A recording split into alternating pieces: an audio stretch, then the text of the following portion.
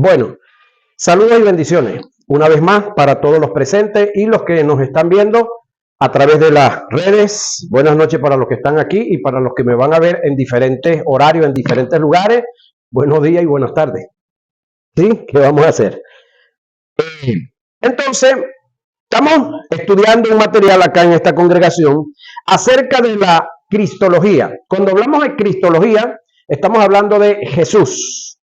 Estamos hablando del Mesías para los hebreos. Estamos hablando del Cristo para los griegos. Y para nosotros, los de habla hispana, estamos hablando de Jesús. Sencillamente Jesús. Sáquese la idea usted de que decirle a Jesús, Jesús es una ofensa. No, eso es para los israelíes, para los hebreos, los que nacieron allá en ese territorio, los que pertenecen a ese pueblo, que es el pueblo de Dios. Yo me incomodaba cuando escuchaba eso. Ya pasé esa página. ¿Por qué? Porque yo no soy pueblo de Dios. ¿Sabe usted eso? Que usted no es pueblo de Dios tampoco. Pueblo de Dios es Israel. ¿Cómo así? Dijeran del puente Simón Bolívar para Yaíta. Pregunto. Cristo vino a salvar al mundo. Ese mundo que salvó, ¿qué lo hizo ser? Iglesia. ¿Cristo es la cabeza de la iglesia? ¿Alguien puede decir algo? ¿Cristo es la cabeza de la iglesia? Ay, ¿quién es el cuerpo? Entonces, pregunto, si usted es cuerpo, ¿es menos que pueblo o es más que pueblo? Vaya analizando y comience a recogerlas por ahí. Que esas no solamente salen los domingos yo. Analice esto. Hubo alguien que le llegaron unos amigos a la puerta y le tocaron. Buenos días. Ay, ¿quiénes son? Nosotros somos los testigos de Jehová. Ah, qué bueno, qué bueno, qué bueno. Me alegra eso, pero no me llevas mucho, le dijo. ¿Por qué? Porque tú eres testigo y yo soy hijo. ¿Quién es más, un testigo o un hijo? Vaya agarrando, pues. Lo que pasa es que a veces nosotros mismos nos devaluamos. Porque no analizamos quiénes somos, qué tenemos y qué podemos. Y a veces no sabemos. Y nos toca a algunos que aprender, así como a juro, y nos toca que buscar conocimiento en otros y en otras. Una de las cosas que a mí me molestaba mucho era ¿cómo le digo? La insistente acción de oración que tiene mucha gente, que no es malo, síganlo haciendo, por el pueblo de Israel, el pueblo de Dios, ok. Y yo decía, ya va, pero ellos son el pueblo de Dios y están matando gente allá. Ellos tienen sus razones.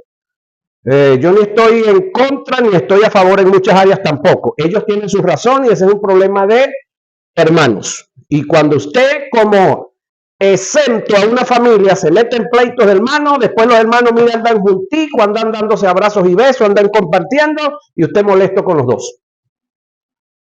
Es como pleito de marido y mujer. La suegra, mire lejos. Los suegros también, se lo resuelven ellos.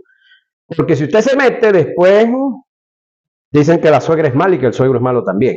Es lo mismo. Entonces, Israel, a mí me indignaba era de que decían que era el pueblo de Dios, que es el pueblo de Dios, sí, la Biblia lo dice, pero ellos están haciendo cosas que a la luz de los ojos de la sociedad, pues son injustas, son incorrectas. La sociedad tiene razón y no tiene razón también. Las verdades, la mayoría, no todas, son relativas. Es decir, hay verdades absolutas, sí, pero hay verdades relativas también, que no son del todo verdad. Entonces, Jesús, el que es cabeza de la iglesia, el Hijo de Dios, tiene un pueblo que él se hizo. Bíblicamente hay tres pueblos. ¿Cuáles son esos tres pueblos? Los gentiles que los hizo Dios, Israel que lo hizo Dios. Cuando digo Dios estoy hablando del conjunto de la deidad. Y la iglesia que la hizo Dios también en el conjunto de la deidad. Aunque el que vino a morir fue Cristo Jesús, el que se entregó fue Cristo Jesús, él no vino porque él quiso venir.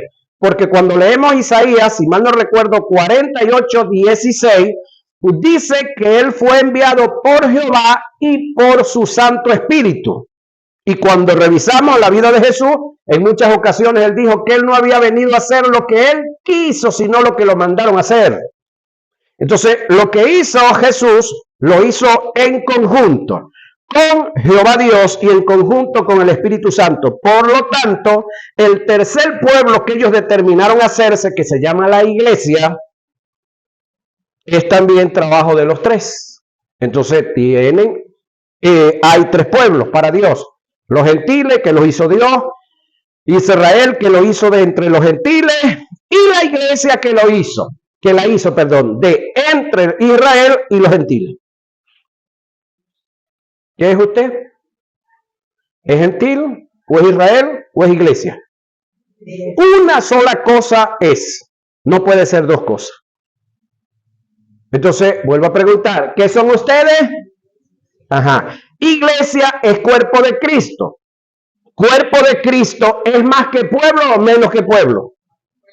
Ajá, bueno. Entonces, váyase alegre hoy con ese pecho henchido así, contento. La traición. Hablemos de la traición de Judas. Fue uno de los discípulos que estuvo con Jesús. Fue en quien más confiaba, hasta el punto que se le entregó la responsabilidad del tesoro. Juan 12, 4 al 6. Pregunto yo, ¿usted le entregaría su tesoro, la plata, a cualquier persona? ¿Por qué razón? Porque eso es fruto de su esfuerzo, eso es fruto de su abstinencia, y ese es el patrimonio suyo y de sus hijos. ¿Verdad que sí? Entonces tendría y tiene que ser una persona de mucha confianza. Entonces, en esa posición tuvo Jesús a Judas. Ahora, escúchenme. Judas es el que entrega a Jesús, pero pregunto, ¿estaba escrito, estaba registrado en el antiguo pacto, en el Antiguo Testamento, que tenía que ser Judas? ¿Está registrado algún texto bíblico que dice que era Judas? No, uno de los 12. Uno de los 12. No era exactamente, tenía que ser Judas. Pudo haber sido Pedro, pudo haber sido Juan, pudo haber sido cualquiera de los otros. Pero en este caso, el que se dejó engañar, el que entregó su corazón por dinero, fue Judas. Pero no estaba escrito que era él. Lo llamó amigo, término que en griego indica camarada y tiene que ver con sociedad, con intimidad, entrega, confianza, bondad. Uno que comparte tus cosas, incluyendo tu recámara. Mateo 26, 50. La traición, cuando viene de un ser querido, duele mucho, más porque es un acto inesperado. Solo los que han pasado por la traición pueden entender lo duro que fue esto para Jesús. El Salmo 41:9, y cómo esto se aunó a sus aflicciones. Es decir, el ser en el cual confiaba más, Jesús, le traiciona. El ser que administraba el tesoro, lo traiciona. ¿Habría algo en ese tesoro? Tiene que haber habido. Porque Jesús no era un individuo que tenía dinero acumulado, pero era un chico que tenía todo lo necesario para llevar a cabo las funciones de su ministerio. Ahora, imagínense la inversión que mensualmente hacía Jesús en su ministerio, porque hay cosas que no están escritas en la Biblia, pero usted cuando lee la Biblia tiene que tener algo que se llama entendimiento, claro, y hay algo que se conoce entre los estudiosos, lo que se le denomina tácito sobreentendido. ¿Sí? Tácito sobreentendido es Hebreos capítulo 6, verso 6, si mal no recuerdo, no, 11:6. Hebreos, donde dice, porque sin fe es imposible agradar a Dios, porque es necesario que el que le busca, termíneme la frase,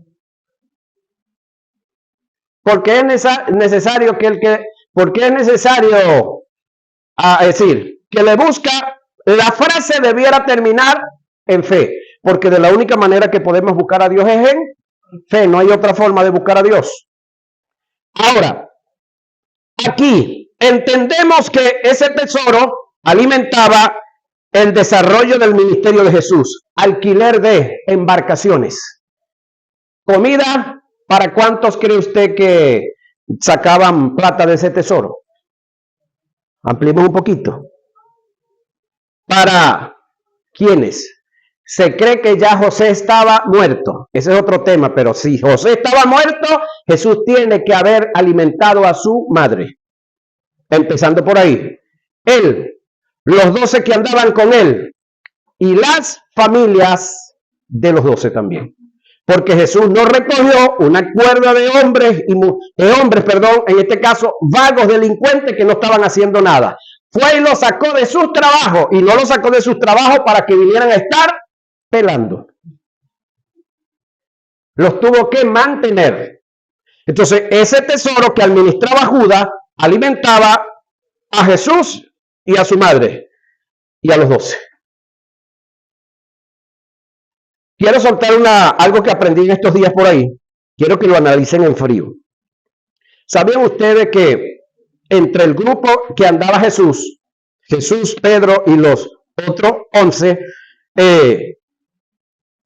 los únicos mayores de 20 años eran Jesús y Pedro? Los demás todos eran menores de 20 años. No es el tema, tiene que ver con cristología, no se toca el tema. Dijera uno por ahí también después del puente Santander, ¿cómo así? ¿Dónde está ese escrito en la Biblia? Oiga, tácito sobreentendido. Pedro llega con Jesús al templo y le dice, tu maestro no paga los impuestos del templo. ¿Qué le pregunta Jesús a Pedro? Pedro, ¿quiénes son los que pagan impuestos en las ciudades, en las naciones? ¿Los hijos del rey? No, le dijo, ellos están exentos de pagar. ¿Por qué están exentos de pagar? Porque son los hijos del rey. Ok. ¿El templo era de quién? De Dios. ¿Jesús era hijo de quién? De Dios. Jesús estaba exento en pagar ese tributo. Sin embargo, Jesús le dice a Pedro, para que no se ofendan y para que no se enfogonen más contra mí, te lo estoy parafraseando, esta es la versión Octaviano Torres, anda al mar, lanza el anzuelo y el primer pez que saques, ábrele la boca, saca un estatero, que era una moneda de un precio X, que cubría el pago de Jesús y el de Pedro. Ya va, ¿y los otros 11? ¿Quién iba a pagar por los otros 11? ¿Por qué Jesús se responsabiliza por él, que se estima que tenía 30 años porque ya andaba desarrollando su ministerio? ¿Y por qué paga por Pedro y por qué no paga por los 11? Según Levítico, si mal no recuerdo, Deuteronomio, hay un texto donde solamente pagaban los mayores de 20 años. Entonces se sobreentiende que si los otros 11 no iban a pagar, era porque eran menores de 20 años. Seguimos. Esto es parte de la cristología, de paso no está en la guía. Ahora, el juicio de los hombres, es decir, Jesús vivió la traición. Usted la ha experimentado, yo la he experimentado y así sucesivamente. Y la hemos experimentado una vez y no sé cuántas veces más nos toque. Así que los que hemos decidido amar, esperemos momentos en los cuales vamos a padecer por causa de amar. Ahora, aparte de todos los padecimientos que ha tenido Jesús, la traición, ahora viene el juicio de los hombres. Después de pasar por el Getsemaní y la traición de uno de sus discípulos, fue sometido al juicio de los hombres. Al momento de la aprehensión, fue llevado ante el sumo sacerdote, sufriendo el escarnio y la burla de los hombres. Fue golpeado en el rostro, sometiéndolo a ciertos interrogatorios en forma despectiva. Es de señalar que esto fue durante toda la noche. Al día siguiente, en la mañana, fue llevado ante Pilato, quien lo interrogó para luego remitirlo a Herodes, quien también lo interrogó, haciendo burla de él. Y más tarde lo regresa a Pilato, sometiéndolo a una caminata que agravó su estado físico por el excesivo agotamiento. Trasnochado, con sueño, con hambre, con sed. Pilato lo toma y lo presenta al pueblo después de mandarlo a azotar. Posiblemente, oiga, se decide liberar a Barrabás y crucificar a Jesús. Mateo 26, 57 y 68 y Marcos 14, 53 y 65 y Lucas 23, 1 y 12. Ahora mira esto. Cuando luego de que Jesús es azotado y es presentado al pueblo, a la comunidad, estaba la costumbre de soltar en ese día uno de los presos. Presentan a Jesús y presentan a Barrabás. Barrabás era un revoltoso, era un revolucionario, era, por decir algo, años atrás, bandera roja, era como decir, antes de que el chavismo estuviera mandando, la guerrilla que luego se arma y se une y ahora son gobierno. Eso era Barrabás. Presentan a Barrabás y presentan a Jesús. Y el hombre le pregunta, ¿a quién quiere que le suelte? El pueblo, dirigido, administrado por los líderes religiosos de su entonces, dijéramos, Caracas, no queremos que nos gobierne. Yo tampoco quiero su mando, los que conocen un poquito de historia, ¿no? Aquí ellos piden a Jesús que sea crucificado. Sin embargo, el que Pilato lo haya mandado a azotar para presentarlo en la forma como estaba maltratado, como estaba herido, como estaba sangrando, era para despertar compasión, para ver si en el pueblo había misericordia, y decían que soltaran a ese pobre hombre que ya se estaba casi muriendo. No, todo lo contrario. La sangre como que les produjo más ganas de más sangre. Y pidieron al que estaba sanito, al que no tenía un rasguño, al que no tenía maltrato, que fuera soltado, y al otro que lo crucificaran. Pregunto, ¿cree usted que eso en el alma no le dolió a Jesús? De que un bandido, de que un delincuente fuera soltado, y en vez de que fuera soltado él, fuera pedido que lo crucificaran, humanamente hablando. ¿Eso golpeó el alma de Jesús, sí o no? Ok.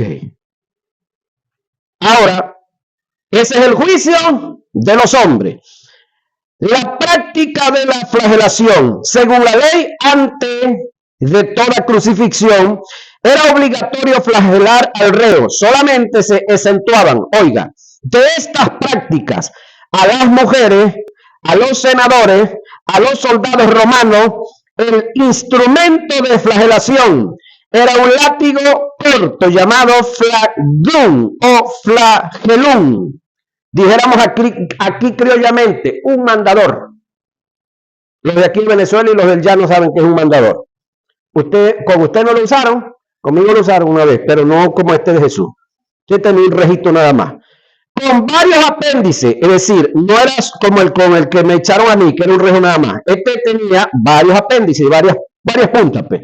O correas de cuero de distintas extensiones, a los que se le amarraban al final de cada uno pequeñas bolas de hierro y o huesos de ovejas en forma intercalada. Eso sí no lo hacían con el que me usaron contra mí, porque no fueron verdugos.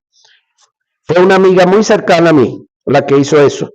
La víctima era despojada de su ropa. A mí no me la quitaron. Sus manos eran atadas hacia arriba, así en esta posición, sin ropa, aquí amarradito. En un poste, espaldas, glúteos, muslos y piernas eran flageladas por dos soldados que, colocados a ambos lados de la persona, se alternaban los azotes. Debemos tomar en cuenta que quienes flagelaron a Jesús, oiga, eran verdugos, hombres especializados en la materia, con una mente cauterizada, sin estado de conciencia. Ellos tiraban el látigo hasta partir el alma de una forma indolente. El daño infringido por los azotes dependía de dónde se colocaran los verdugos. Es decir, uno de cada lado con su látigo le daba uno y luego el otro. Sí, el detalle es que cada uno dio 20 cuerazos, pudiéramos decir. No sé si eso no suena bonito en otros países, me disculpan esas y las que vienen. Resulta que, como eran 2, fueron 40, pero ese flagelum o ese rejo, ese mandador, tenía 3 puntas. Ahora multiplique 40 por 3, ¿cuánto le dio? 120 según el maestro que me enseñó a mí. Si me enseñó mal la matemática, no me culpen a mí, fue el maestro que me enseñó. Ahora, resulta que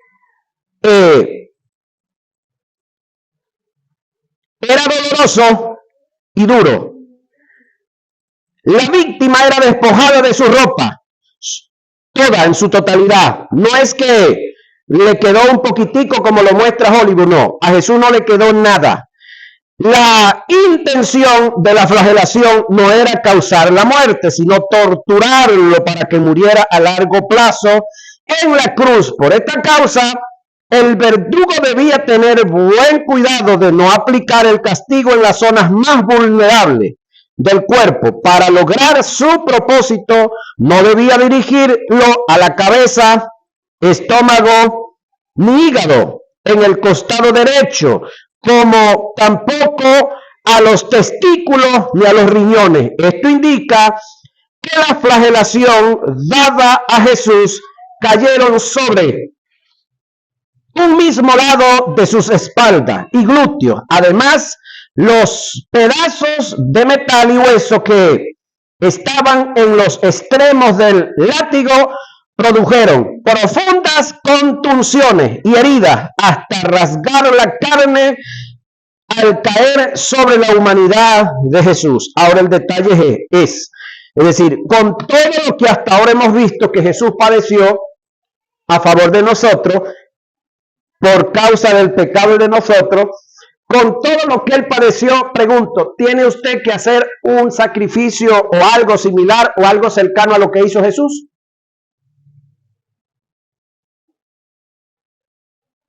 Eso es para que analicemos. Es decir, la salvación que usted tiene y que yo tengo es gratis para nosotros, pero para Jesús no lo fue. Entonces creo que tenemos que tener buena, profunda gratitud. No es momento de analizar, de ver todo esto y echarnos a llorar. No, para nada. Sino de analizar y ver todo lo que él padeció, todo lo que él sufrió. Y encima de esto, entonces yo tenga que añadirle a ese sacrificio más sacrificio. Entonces el que él hizo no tiene valor para completar, para entregar por completo la salvación a nuestra vida. Son preguntas que tenemos que hacernos. Tomando en cuenta que Jesús no lo flagelaron los judíos, sino los romanos, podemos deducir que uno que no le dieron 40 latigazos, sino 120. Esto es 40 por 3. Agregado a esto le colocaron, oiga, una corona de espinas en una de las partes más sensibles del ser humano, sobre la cabeza. Las espinas tenían la propiedad de succionar, el tipo de espina, la carne. Además, oiga lo que dice, golpearon con una vara sobre la corona, hundiendo aún más las espinas, produciendo un intenso dolor de cabeza conocido como migraña aguda. Ahora analicemos el detalle. Roma, ¿cómo nos presenta a Jesús? Con una corona circunferencial. Pero el texto dice que golpearon con una caña sobre. ¿Qué es sobre? Por encima, no circunferencial. Por lo tanto, si golpearon por encima y le pegaban a la corona no era una circunferencia, era un casco completo. ¿Qué registrado en la Biblia? No, tácito sobreentendido, señoras y señores. ¿Sí? Hay que sobreentenderlo, que si golpearon sobre la cabeza, entonces no era una circunferencia como nos las presentan, era un casco de espinas. Por lo tanto, habían espinas en todos los lados y por encima también. El tipo de tuna como la tuna de cabra, no sé si usted alguna vez se ha espinado con la tuna de cabra, que ella tiene como un sistema que cuando ella penetra, hay como unos ganchos pequeñitos que no se alcanzan a ver, y cuando usted la va a jalar, ella está enganchada. Bueno, se la pongo más fácil, como un anzuelo, pues. Un anzuelo que no solamente le hayan hecho un corte, sino que tenga varios cortes. Y al entrar, wow, para sacarlo, el hueco es más grande. Así es ese tipo de tuna. Ahora, no conforme con esto, según lo registra Isaías 53:2, oiga, Jesús fue golpeado en el rostro por los soldados hasta el punto de quedar completamente desfigurado, perdiendo su hermosura y su parecer. Isaías relata que todos los que iban a la cruz escondían de él su rostro. Tal era el asombro y el espanto que les producía. Y Isaías 53:3 dice, era tanta la desfiguración ocasionada al rostro de Jesús, que camino al Gólgota habían mujeres que lloraban por él, haciendo grandes lamentos. Lucas 23:27. Y el lamento era producto del asombro que les causaba el cuadro macabro en el que Jesús se encontraba. Ahora, ¿se recuerdan qué fue lo que dijo Jesús cuando esas mujeres lloraban por él, cuando él iba subiendo hacia el Gólgota? Mujeres de Jerusalén, no lloréis por mí, llorad por vuestros hijos y por vosotras mismas, porque Jesús sabía lo que venía. En el año 70, Israel es rodeada por el ejército romano y fue estrangulada. Así como quisieron hacernos a nosotros aquí en Venezuela, que solamente nos faltó que nos invadieran, porque en el área económica creo que todos los que están aquí hicimos cola, y se acabaron muchas cosas y cuantas cosas más, producto de un estrangulamiento, pero faltó todavía llegar al nivel en el cual fue llevado Israel, que Israel no se salvó, compañeros. Israel fue destruido totalmente en el año 70 después de Cristo. Los romanos lograron destruir totalmente a Israel. Ahora, luego Israel trata de reunificarse otra vez en el 125 después de Cristo. Nuevamente, el ejército romano aplastó a Israel. Y es tanto así que le cambió los nombres a el territorio. Los que quedaron vivos tuvieron que esparcirse y le cambió el nombre al territorio. Del año 125 después de Cristo es que ese territorio se llama Palestina, señoras y señores. Si no lo sabía, estudiemos un poquito. Eso gracias a los romanos. ¿Cuál era el objetivo?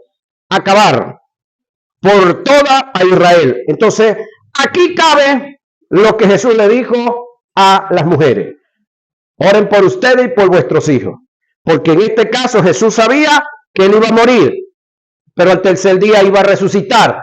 Y los que murieron en el año 70 están muertos, no han resucitado. Los que murieron en el 125 Israel estuvo esparcida hasta el 48, que nuevamente es como nación, y ahí tienen el lío que está en el Medio Oriente, que por un lado ellos están ganando la guerra en un área, pero en otra la están perdiendo. En el área moral, señoras y señores, están perdidos a nivel mundial, y así sucesivamente.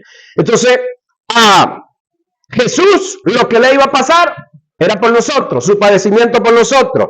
Ellos no quisieron aceptar a Jesús y ahí tiene los padecimientos. Y ahora es que le falta yo. Porque Israel ahorita está ganando la guerra, pero viene el momento en el que la va a perder. Israel nuevamente va a ser invadido. Léase el capítulo 14 de Zacarías. Camino al Gólgota. La severidad de la flagelación a que fue sometido con su intenso dolor y la gran pérdida de sangre debió dejar a Jesús en un estado de pre-shock. El abuso mental, ¿sí? La burla y todo lo que habían hecho con él, más el físico, cometido en contra de él por parte de judíos y romanos, así como la falta de alimento, de agua, cargado de sueño, contribuyeron a debilitarlo físicamente. Por lo tanto, desde el punto de vista médico, sus condiciones físicas ante la crucifixión debieron ser extremadamente críticas y comprometedoras. Ahora, las costumbres en los tiempos de Jesús era que el condenado, oiga, a la pena capital relativo a la crucifixión, debía cargar su propia cruz desde el sitio de la flagelación hasta el de la ejecución, fuera de los muros de la ciudad. Era, es decir, el estauro que fue el que cargó Jesús.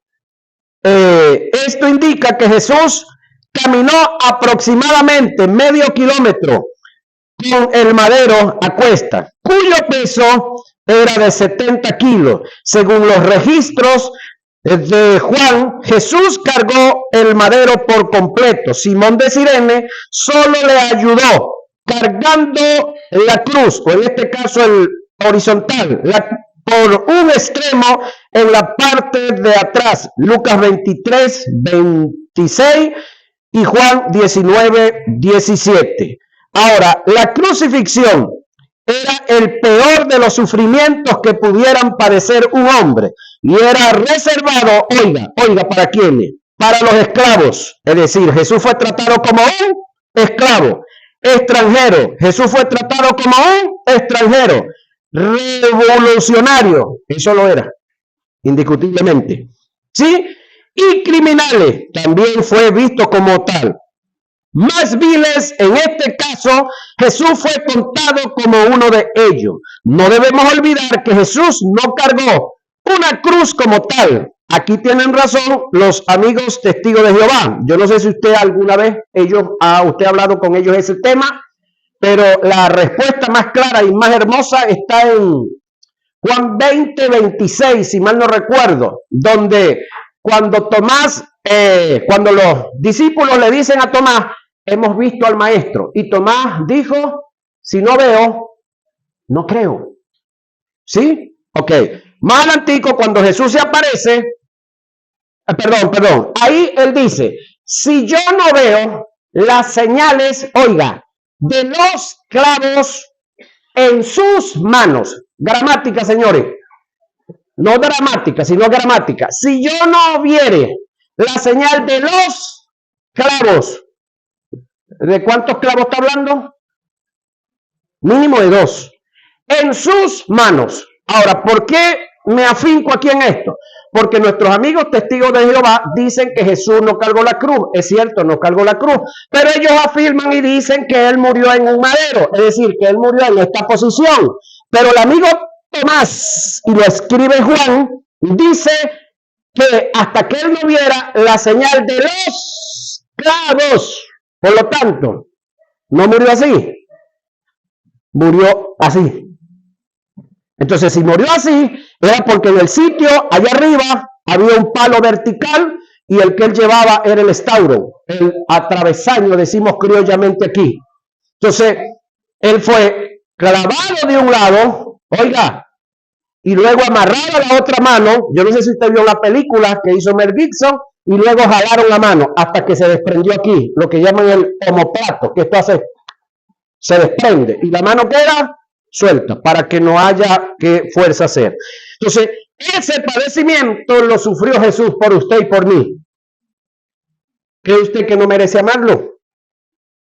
¿Cree usted que hay algo que usted pueda hacer que se le asemeje o se le acerque al sacrificio que él hizo?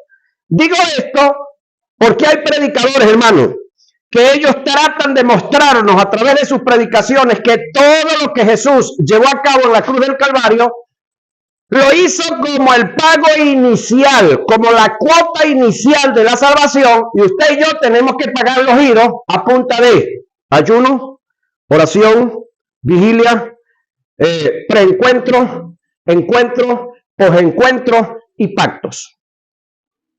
Sí, hay predicadores que caen en ese grave error. Es decir, que minimizan el gran sacrificio que hizo Jesús en la cruz del Calvario.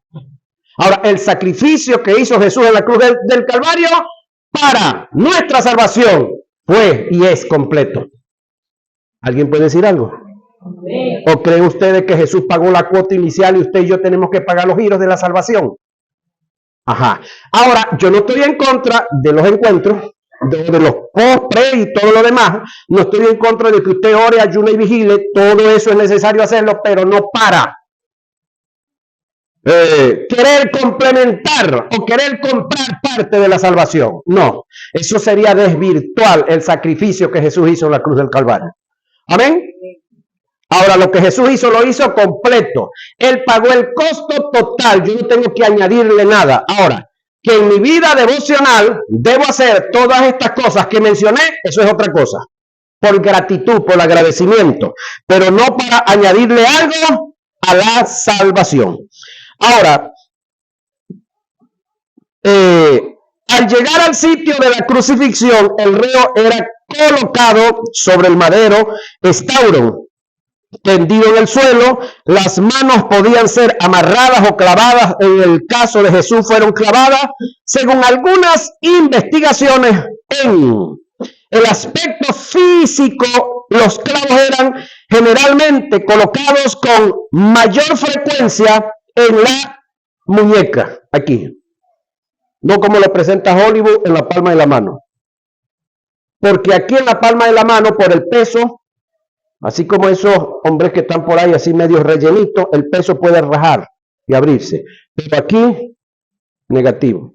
Aquí quedaban bien asegurados. Entonces, en ese lugar se cree que fue clavado Jesús, colocado en la muñeca y no en la palma de las manos, debido a que el peso corporal rasgaba las carnes y el cuerpo rasgaba las manos y el cuerpo no se mantenía en la cruz. Los clavos de hierro eran introducidos entre los huesos llamados carpos y radios, o entre el espacio de los huesos carpos y sus ligamentos, muchas veces sin quebrar los huesos. Este fue el caso de Jesús, porque ya estaba escrito, pero produciendo un intenso dolor al atravesar los músculos, ligamentos y nervios medianos, lo que produce parálisis.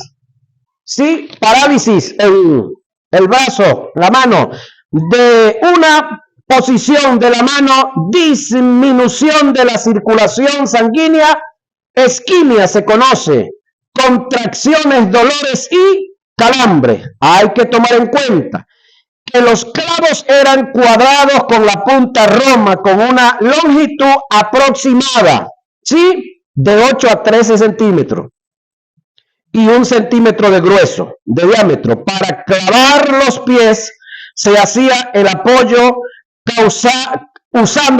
para esto, atravesándolos con un clavo de hierro. En los pies sí fue un solo clavo, señoras y señores. En las manos sí fue una para cada uno.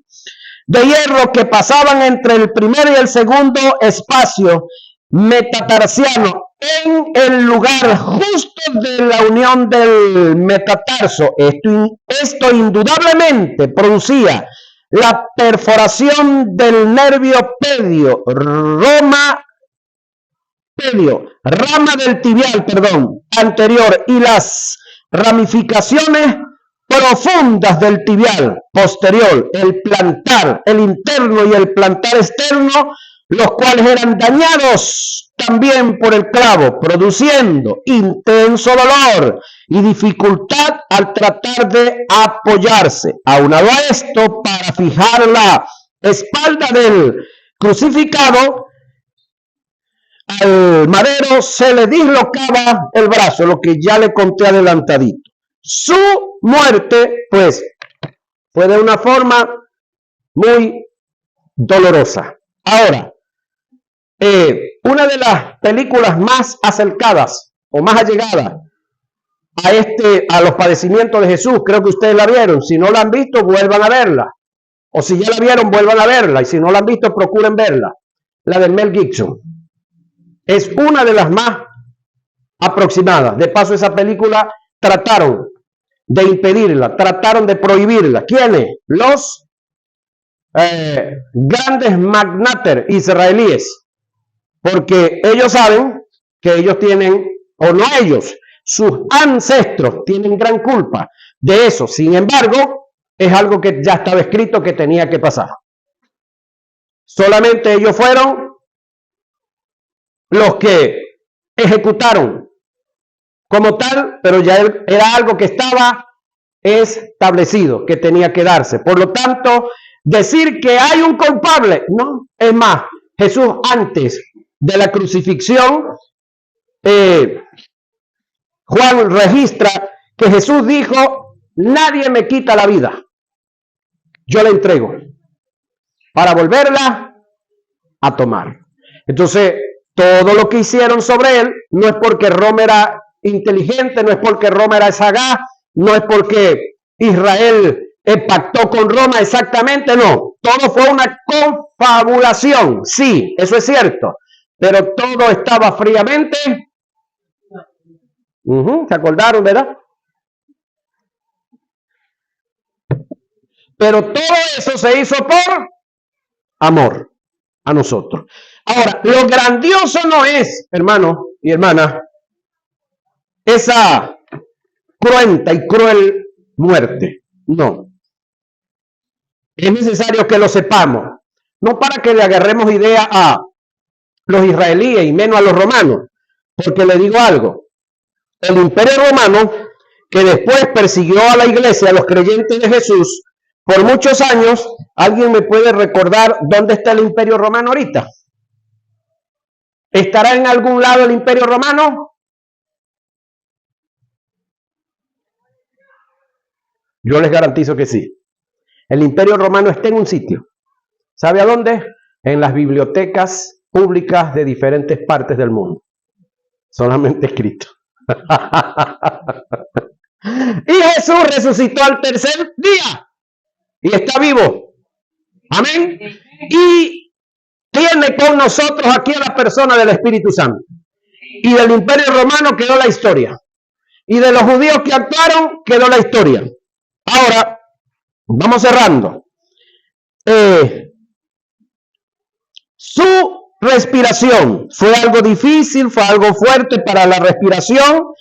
Causa de su muerte hay varios detalles. Sin embargo, lo grandioso no es la causa de la muerte, sino quiero tocar para cerrar el juicio de Dios sobre Jesús. Ahora, antes de entrarle al juicio de Dios sobre Jesús, yo quiero que hagamos un análisis de algo que a nosotros, a todos nos ha pasado. De repente, no mucho a unos, pero a otros más.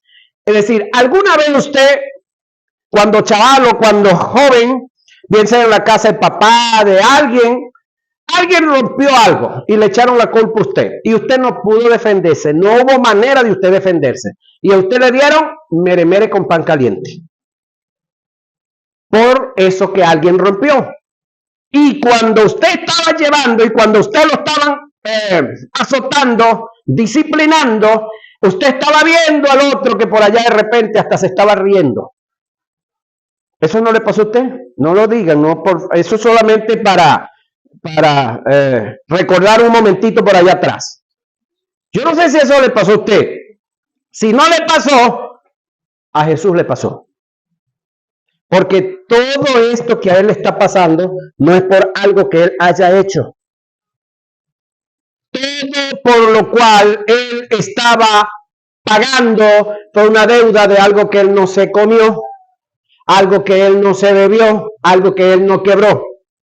Él estaba pagando la deuda suya y la mía. ¿Alguien puede decir algo? Ajá. Entonces imagínense cómo se sentía Jesús. Ahora, el juicio de Dios sobre Jesús.